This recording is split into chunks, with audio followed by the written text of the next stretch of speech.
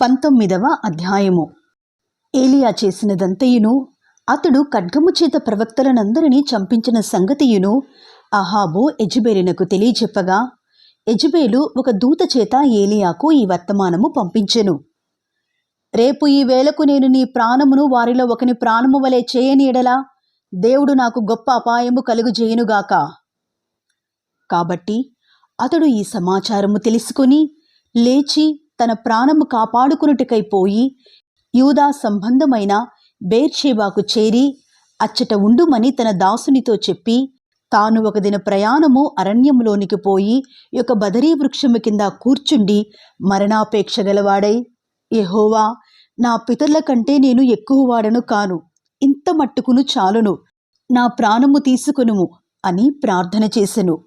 అతడు బదరీ వృక్షము కింద పరుండి నిద్రించుచుండగా ఒక దేవదూత వచ్చి అతని ముట్టి, నీవు లేచి భోజనము చేయమని చెప్పెను. అతడు చూచినంతలో అతని తల దగ్గర నిప్పుల మీద కాల్చబడిన అప్పమును నీళ్ల బుడ్డియు కనబడెను. గనుక అతడు భోజనము చేసి తిరిగి పరుండెను. అయితే యెహోవా దూత రెండవ మారు వచ్చి అతని ముట్టి, నీ శక్తికి మించిన ప్రయాణము నీకు సిద్ధమైనది, నీవు లేచి భోజనము చేయుము అని చెప్పినప్పుడు అతడు లేచి భోజనము చేసి ఆ భోజనపు బలము చేత 40 రాత్రింబగళ్ళు ప్రయాణము చేసి దేవుని పర్వతము అను పేరు పెట్టబడిన హోరేబునకు వచ్చి అచట ఉన్న ఒక గుహలో చేరి బస చేసెను. యెహోవా వాక్కు అతనికి ప్రత్యక్షమై, ఏలియా, ఇచ్చట నీవేమి చేయుచున్నావు అని అతని అడుగగా, అతడు, ఇశ్రాయేలు వారు నీ నిబంధనను త్రోసివేసి నీ బలిపీఠములను పడగొట్టి నీ ప్రవక్తలను ఖడ్గము చేత హతము చేసిరి. సైన్యములకు అధిపతియగు దేవుడునగు యెహోవా కొరకు మహారోషము గలవాడనై నేను ఒకడును మాత్రమే మిగిలి ఉండగా వారు నా ప్రాణమును కూడా తీసివేయుటకై చూచుచున్నారు అని మనవి చేసెను.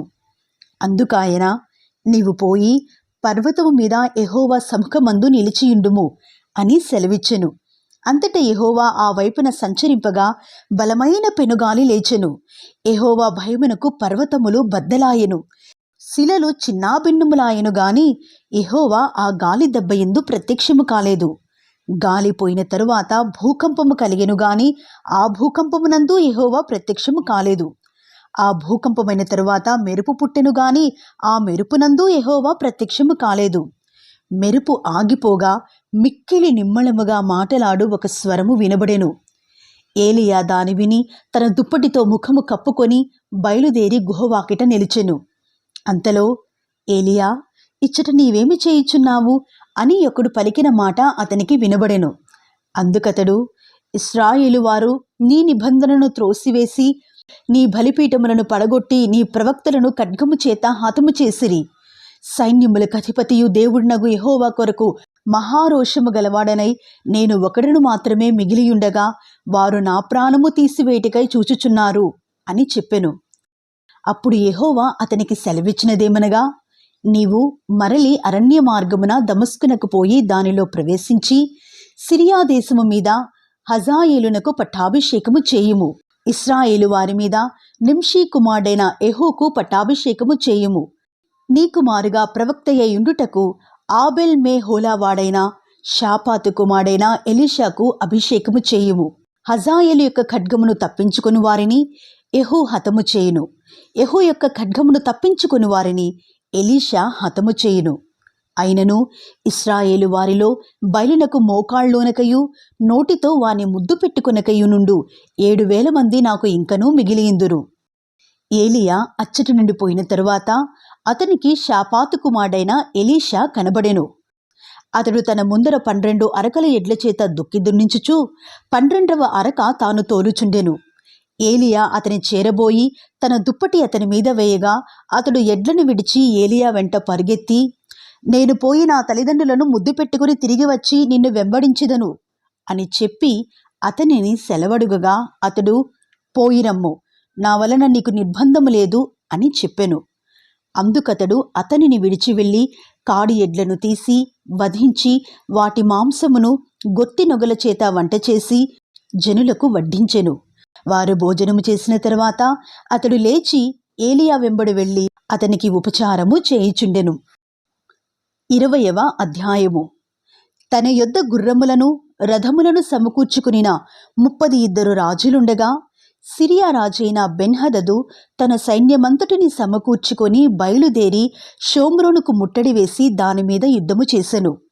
అతడు పట్టణమందున్న ఇశ్రాయేలు రాజైన అహాబునొద్దకు దూతలను పంపి, నీ వెండియు నీ బంగారమును నావే, నీ భార్యలలోనూ నీ పిల్లలలోనూ సౌందర్యము గలవారు నావారని బెన్హదదు సెలవిచ్చుచున్నాడు అని వారి చేత వర్తమానమును తెలియజేసెను. అందుకు ఇశ్రాయేలు రాజు, నా ఏలినవాడవైన రాజా, నీవిచ్చిన సెలవు ప్రకారము నేనును నాకు కలిగిన సమస్తమును నీ వశముననున్నాము అని ప్రత్యుత్తరమిచ్చి వారిని పంపగా, ఆ దూతలు పోయి ఆ మాట తెలియజేసి తిరిగి వచ్చి బెన్హదదు ఇట్లు సెలవిచ్చుచున్నాడని తెలియజెప్పిరి.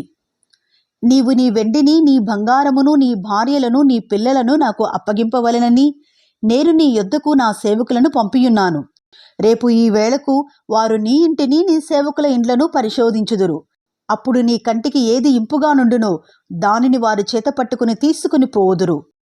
కాగా ఇశ్రాయేలు రాజు దేశపు పెద్దలనందరిని పిలువనంపించి, బెన్హదదు నీ భార్యలను పిల్లలను వెండి బంగారములను పట్టుకొందును అని వర్తమానము పంపగా, నేను ఇయ్యనని చెప్పలేదు. ఆ మనుషుడు చేయగోరుచున్న మోసము ఎట్టిదో అది మీరు తెలుసుకునిడి అనెను. నీవతని మాట వినవద్దు, దానికి ఒప్పుకొనవద్దు అని ఆ పెద్దలను జనులందరూ అతనితో చెప్పిరి. గనుక అతడు, మీరు రాజైన నా ఏలిన వానితో చెప్పవలసినదేమనగా, నీవు మొదట నీ సేవకుడునైన నాకు ఇచ్చి పంపిన ఆజ్ఞను నేను తప్పక అనుసరింతును గాని నీవిప్పుడు సెలవిచ్చిన దానిని నేను చేయలేనని బెన్హదదు దూతలతో చెప్పుడి అనెను. ఆ దూతలు పోయి బెన్హదదు నొద్దకు వచ్చి ఆ ప్రత్యుత్తరము తెలియజేయగా, బెన్హదదు మరలా అతని యొద్దకు దూతలను పంపి, నాతో కూడా వచ్చిన వారందరూ పిడికెడు ఎత్తుకొని పోవుటకు షోమ్రోను యొక్క ధూళి చాలినేడల దేవతలు నాకు గొప్ప అపాయము కలుగజేయుదురుగాక అని వర్తమానము చేసెను. అందుకు ఇశ్రాయేలు రాజు, తన ఆయుధమును నడుమున బిగించుకునివాడు దాని విప్పి తీసివేసిన వాని వలె అతిశయపడకూడదని చెప్పుడి అనెను.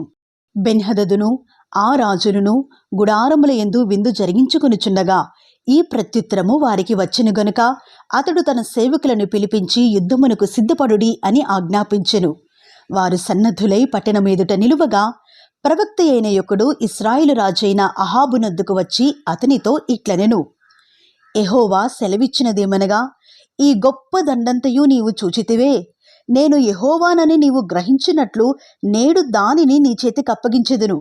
ఇది ఎవరి చేత జరుగును అని అహాబు అడగగా, అతడు, రాజ్యాధిపతులలో ఉన్న యవనుల చేత జరుగును అని యెహోవా సెలవిచ్చుచున్నాడని చెప్పెను. యుద్ధమును ఎవరు ఆరంభము చేయవలను అని రాజు అడుగగా, అతడు, నీవే అని ప్రత్యుత్తరమిచ్చెను.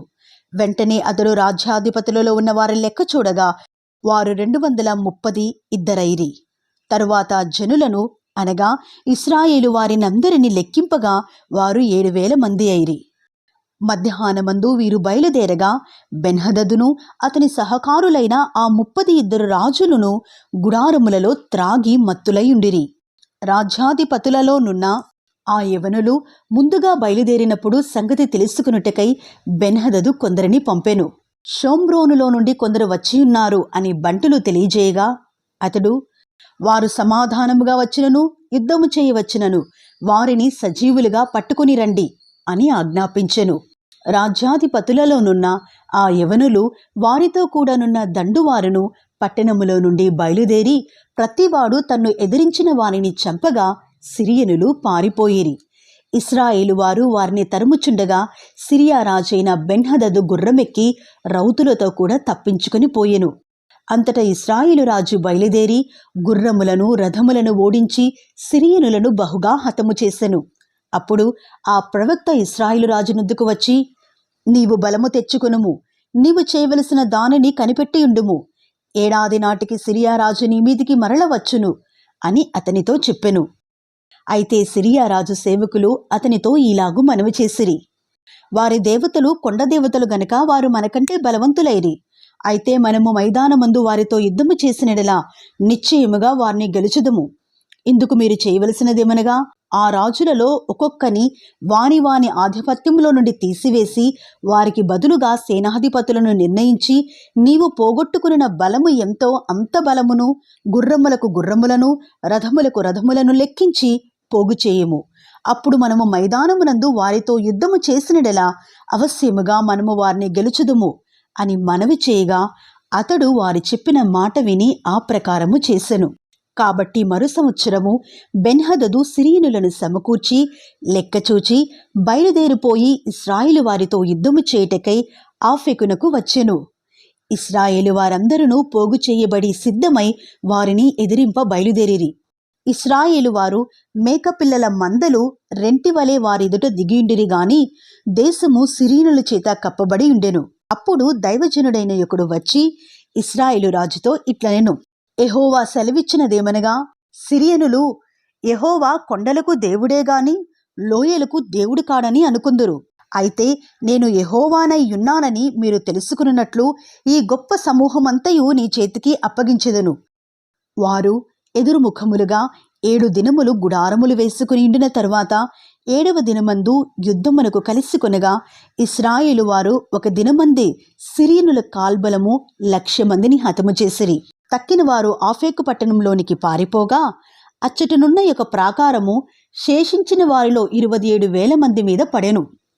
బెన్హదదు పారిపోయి ఆ పట్టణమందు ప్రవేశించి ఆయా గదులలో చొరగా అతని సేవకులు, ఇశ్రాయేలు వారి రాజులు దయాపరులని మేము వింటిమి గనుక నీకు అనుకూలమైనడలా మేము నడుమునకు గోనెలు కట్టుకొని తల మీద త్రాళ్లు వేసుకొని ఇశ్రాయేలు రాజు రద్దకు పోవుదుము, అతడు నీ ప్రాణమును రక్షించునేమో అని రాజుతో అనగా రాజు అందుకు సమ్మతించెను. కావున వారు తమ నడుములకు గోనెలు కట్టుకొని తల మీద త్రాళ్లు వేసుకొని ఇశ్రాయేలు రాజునొద్దకు వచ్చి, నీ దాసుడైన బెన్హదదు దయచేసి నన్ను బ్రతుకనిమ్ము అని మనవి చేయుటకై మమ్మును పంపెనని చెప్పగా, అతడు, బెన్హదదు నా సహోదరుడు, అతడు ఇంకనూ సజీవుడై ఉన్నాడా అని అడిగెను. అప్పుడు ఆ మనుషులు సంగతి గ్రహించి అతని మనస్సు ఎలాగుననున్నదో అది నిశ్చయముగా గుర్తెరిగి ఆ మాటను బట్టి, బెన్హదదు నీకు సహోదరుడే అని చెప్పగా అతడు, మీరు వెళ్ళి అతనిని తోడుకుని రండి అనెను. బెన్హదదు తన యొద్దకు రాగా అతడు తన రథము మీద అతని ఎక్కించుకునెను. అంతటా బెన్హదదు, తమ తండ్రి చేతిలో నుండి నా తండ్రి తీసుకునిన పట్టణములను నేను మరలా అప్పగించెదను, మరియు నా తండ్రి షోమ్రోనులో వీధులను కట్టించుకున్నట్లు దమస్కులో తమ కొరకు తమరు వీధులను కట్టించుకునవచ్చును అని అతనితో చెప్పగా, అహాబు ఈ ప్రకారముగా నీతో సంధి చేసి నిన్ను పంపివేయుదును అని చెప్పి అతనితో సంధి చేసి అతని పోనిచ్చెను. అంతటా ప్రవక్తల శిష్యులో ఒకడు యెహోవా ఆజ్ఞ చేత తన చెలికానితో, నన్ను కొట్టుము అనగా అతడు అతని కొట్టుటకు ఒప్పకపోయినప్పుడు అతడు, నీవు యెహోవా ఆజ్ఞకు లోబడకపోతివి గనుక నీవు నన్ను విడిచిపోగానే సింహము నిన్ను చంపును అని అతనితో చెప్పెను. అతడు వెళ్ళిపోగానే సింహం ఒకటి అతనికి ఎదురై అతనిని చంపెను. తరువాత మరి ఒకడు అతనికి కనబడినప్పుడు అతడు, నన్ను కొట్టుము అనగా అతడు అతని కొట్టి గాయపరచెను.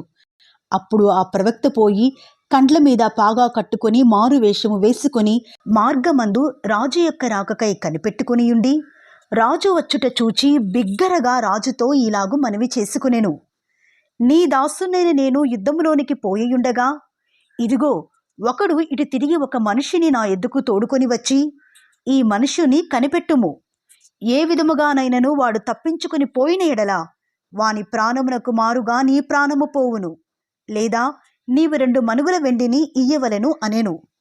అయితే నీ దాసునైన నేను పని మీద అక్కడక్కడా తిరుగుచుండగా వాడు కనబడకపోయెను.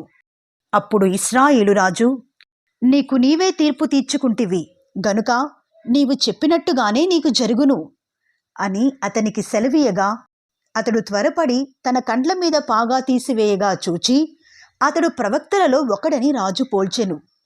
అప్పుడు అతడు, యెహోవా సెలవిచ్చినదేమనగా, నేను శపించిన మనుష్యుని నీవు నీ చేతిలో నుండి తప్పించుకొని పోనిచ్చితివి గనుక వాని ప్రాణమునకు మారుగా నీ ప్రాణమును, వాని జనులకు మారుగా నీ జనులను అప్పగింపబడుదురు అని రాజుతో అనగా, ఇశ్రాయేలు రాజు మూతి ముడుచుకునిన వాడై కోపముతో షోమ్రోనులోని తన నగరునకు వచ్చెను.